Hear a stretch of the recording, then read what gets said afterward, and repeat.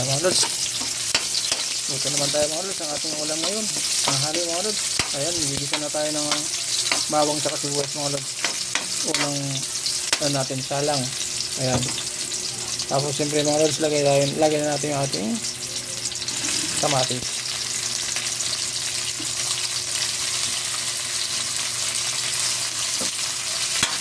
Ayan, itinipis lang muna tayo. Para maluto-lutuin lang natin kamatis mga lods. Ayan.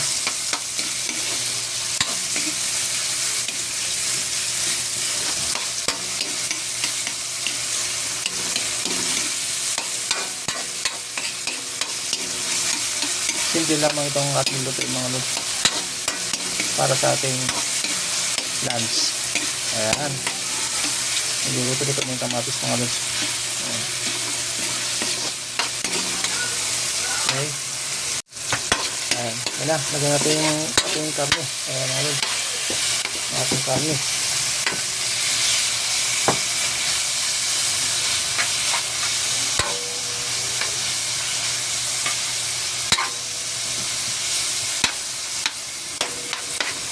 Tututuin muna natin ang halos na ating karne. Ayan.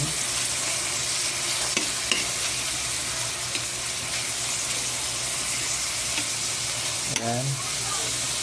Ayan. Kailangan mo kasi mga halos maluto muna siya. Hindi ko papula-pulahin natin mga halos. Ayan.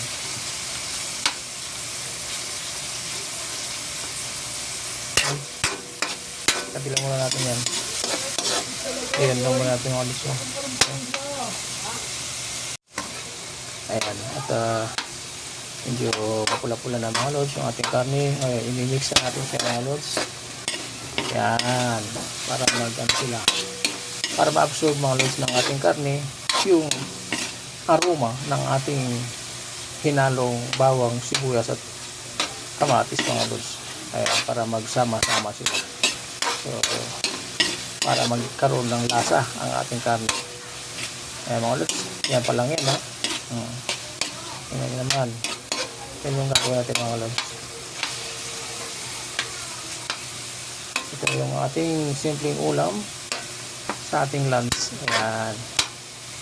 Okay. Samahan nyo ako mga lods sa ating munting vlog ng pagluluto. Ayan. Araw-araw gumagawa tayo ng vlog mga lods.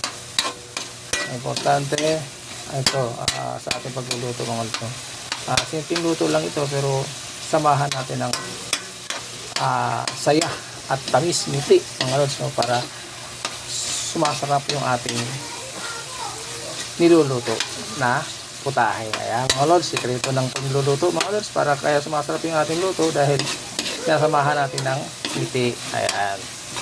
Ayan mga lods, samahan nyo ko. Ayan na sa matapos yung ating pagbablog na ito. Okay. Ayan, paluto-lutuin lang natin siya mga lods. Ayan. Imikos-mikos lang natin.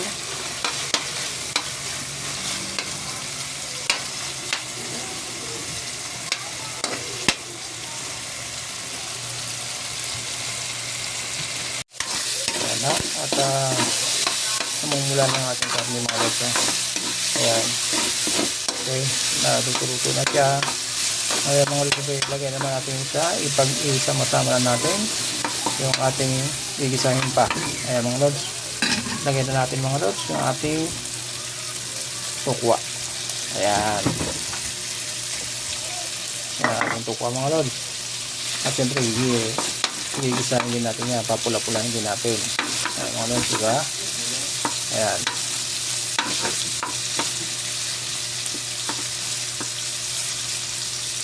Ang dala na maluto yung mga lods, tukwa natin. Ayan. Kaya ikot-ikotin lang natin. Ikot-ikot lang natin mga lods. Natin tukwa.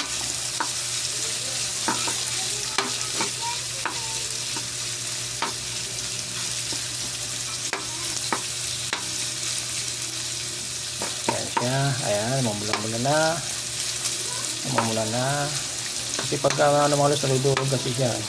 Pagka agad-agad na halo natin, naludurog kasi yung tukwa natin. Kaya patigas-tigasin lang muna natin siya mga lods. Yan, iyan lang muna natin dito. Kaya para tumigas siya bago natin siya i-mix sa ating karne. Ayan. Ayan mga lods, diba? Ayan. Ihalo na natin mga lods, no? Medyo matigas-tigas na siya eh. Okay? Kaya masusunog yung ating mga lods. Kaya tagal pa natin. Ayan. Matagal na lutuan pa naman ito mga lods. No, ito pa lang ano pa lang ito mga lods. Ito na yung panghalo natin mga lods sa ating tuntuhin na ulam. Ito na ang ating karne at tukwa. Ayan. So, ayan mga lods. Okay. Lutuin lang natin. Bago natin ilagay ulit ating isa pang recipe na lulutuin natin mga lods. Naka ng lods. Lagyan natin yung ating gulay. Naglagay nga pala tayo mga lods ng kapirasong ano lang yung cubes. Kunti lang naman yan.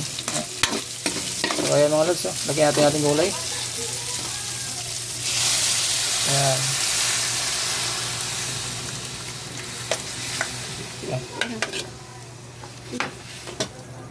Ayan na ang ating gulay mga lods. Ayan na siya. Ayan.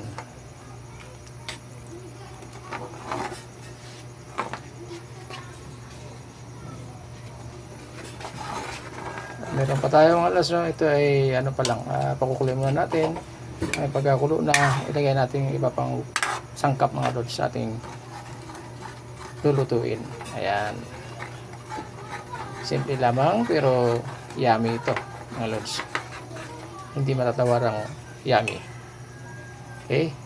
Hanggang sa dulo ng ating vlog, samahan niyo po ko.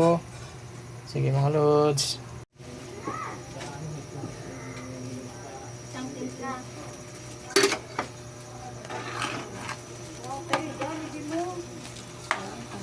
Ayan mga lods, lagyan na rin ng asin. Tapos siyempre lagyan na rin natin ng seasoning.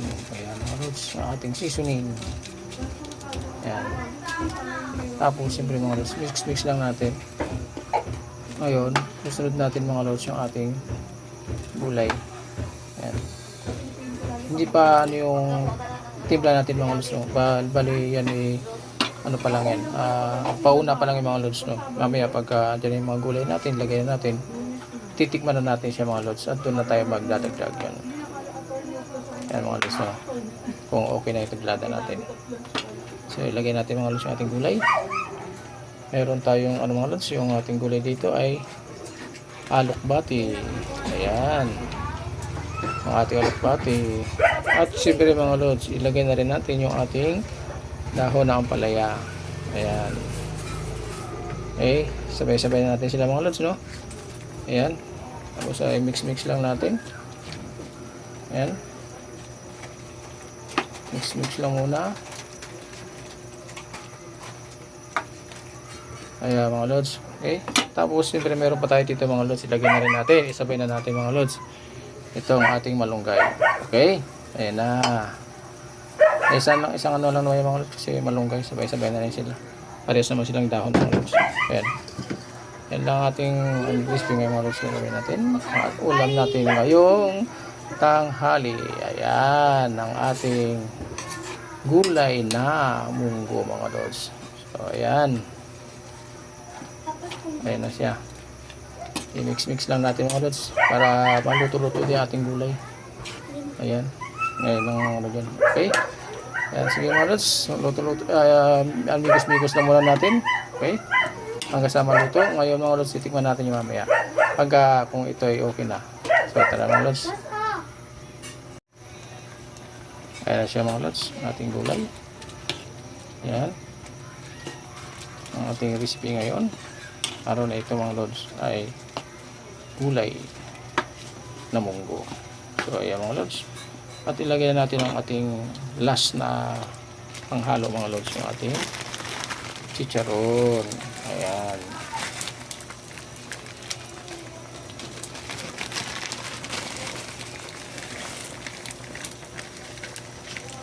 Okay.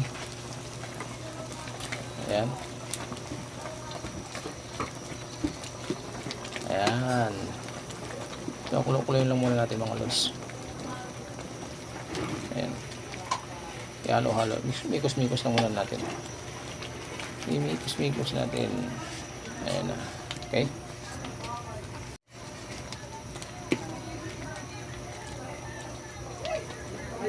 Ayan na mga lods. Ayan na, okay na yung natin gulay. Ayan na. Mikos-mikos lang natin. Hanggang sa ito ay kasi mga lods, yung ating chicharon ay para ma-absorb din ng gulay at ng ating iba pang recipe mga lods, yung ating chicharon. So ayan ang ating mga lods. Ayan. Para pantay siya. Pantay yung ating pagkakaano mga lods. So ngayon titikman natin siya mga lods kung okay natin kung okay na siya o patok na siya. Yun ang sabi ko mga lods eh. Ngayon mga lods, gagawin natin dito, siyempre medyo matabang, lagyan natin ng konti pang asin mga lods. Ayan, konti lang naman, baka umalat naman mga lods, no? Okay,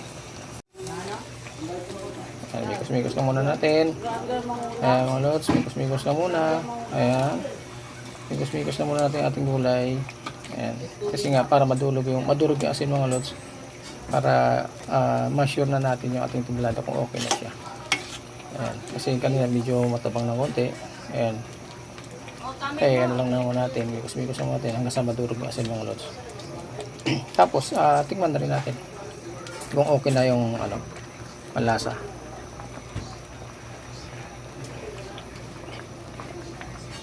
Wow! Yummy na mga lods, sakto na ang ating So, ayan. Thank you very much. Thank you for watching mga lods. Bye-bye po. Ingat po tayo mga lods. Bye-bye. Masabatala. Bye-bye mga lods.